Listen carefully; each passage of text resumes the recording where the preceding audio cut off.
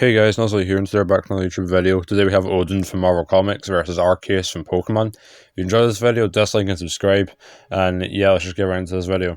For attack potency and strength, Odin was capable of nullifying Surtur's flames, which were going to engulf Yggdrasil. I don't know if I'm pronouncing that correctly, but you know, whatever.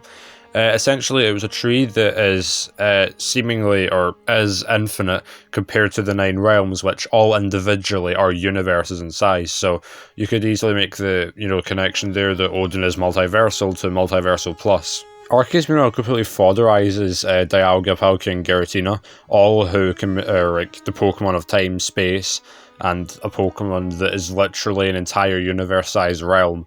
But also Arceus is capable of, or actually did create, the Pokemon multiverse, which does have infinite universes within it. So I'd have to say it's a draw in terms of attack potency and power, since both of them are multiversal, and it can be subjective as to who's more powerful than the other. So yeah, the attack potency point here is a draw.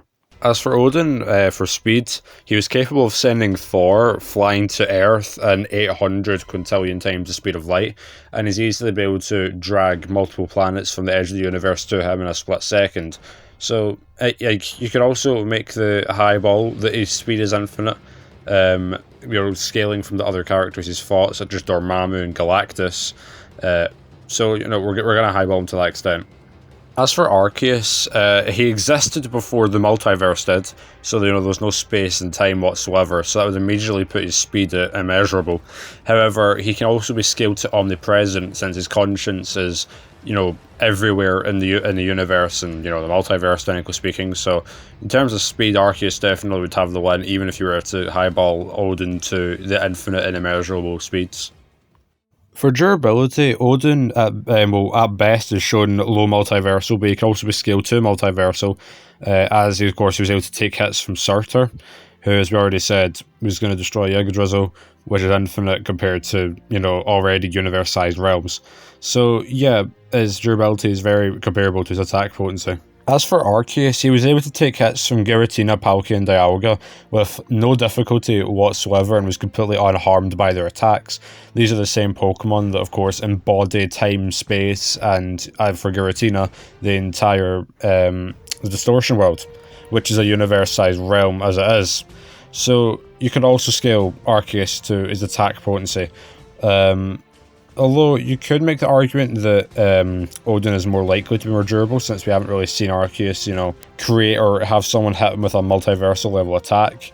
But equally, it is kind of like unquantifiable. So there's no objective way of saying Odin is more durable than Arceus. So the durability point here is also a tie.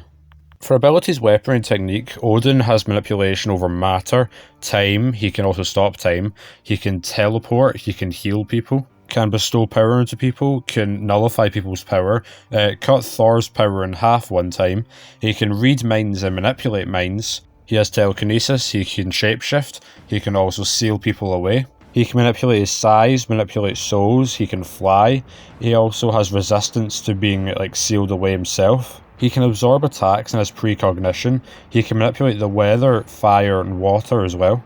He can resurrect beings, summon beings to him, can fuse two beings together, can erase people from existence. He has access to astral projection. He can manipulate lightning, and he can create things as well. As for Arceus, he can breathe underwater, has mastery over stealth, can manipulate fire, water, electricity, plants, light, the ground, all through different types of attacks.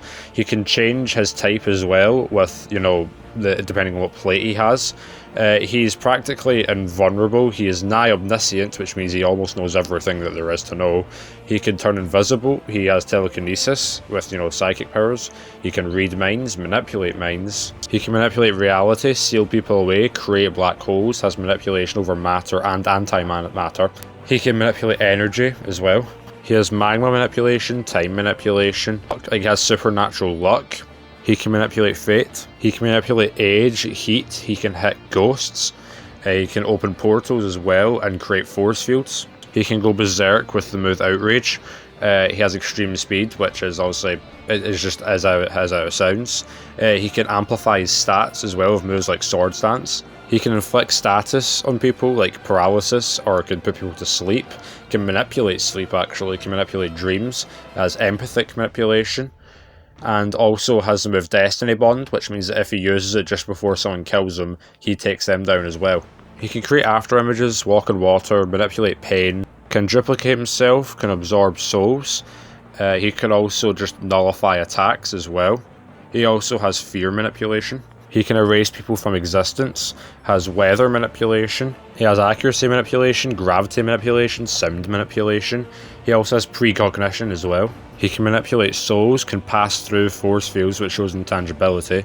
He also has regeneration and healing as well. He has resistance to mind manipulation and telepathy. He can also possess people himself. So in terms of who's more versatile, I think it's kind of clear Arceus is. For us, the better abilities, that's more subjective, because, you know, both of their abilities are really overpowered.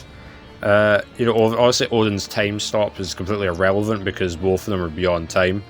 And, you know, being able to manipulate time doesn't really mean much. Also, like, if I should mention this as well, all of Arceus' abilities come from, like, the types of attacks he could use as well. Either that or his biology, or just how he's stated to be. So for us, obviously, for us more versatile, I have to give the point to Arceus. For us, the better abilities, I probably also have to give the point to Arceus. You know, Destiny Bond, Supernatural Luck, Nigh Omniscience, you know. I'd have to give the point here to Arceus. As for weaknesses, Odin doesn't really have anything besides being really superstitious, and being set on, you know, Ragnarok is definitely going to happen.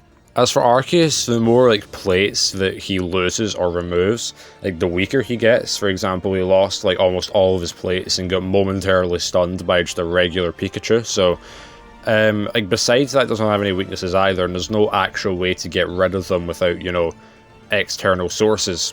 So, I mean, with Odin's reality warping, it's possible that it could take away his plates, which would therefore mean that Arceus is more vulnerable than Odin, so yeah, I'm gonna have to give the weakness point here to Arceus. Now, who wins this fight?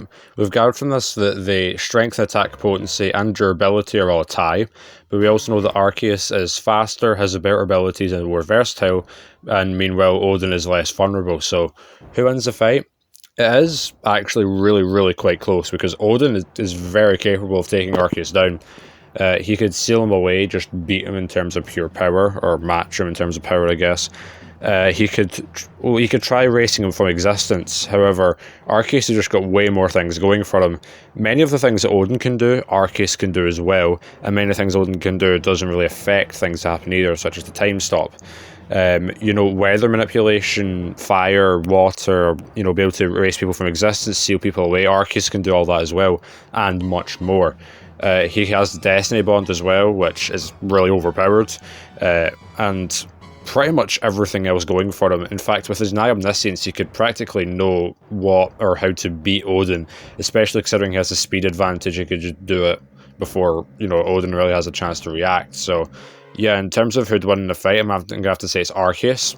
To those who predicted correctly for the Ryu versus Sub-Zero fight, they'll be put up on screen and be in the link in description, you know, shout out to them.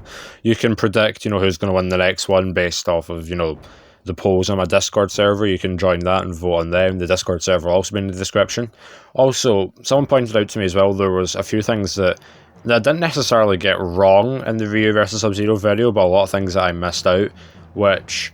if, you know, things change, like if I find a lot of things that really change everything about the battle, then yeah, I'll make a follow-up video to it. So far, it's really just the speed and maybe the power. So, yeah, expect a follow-up video on that if, you know, it's needed. As I said, Arceus wins the fight. If you enjoy this video, dislike and subscribe. The next video will be voted on in my Discord server. So, you know, again, be sure to join that. I'm really just plugging that right now. And yeah, I'll see you then.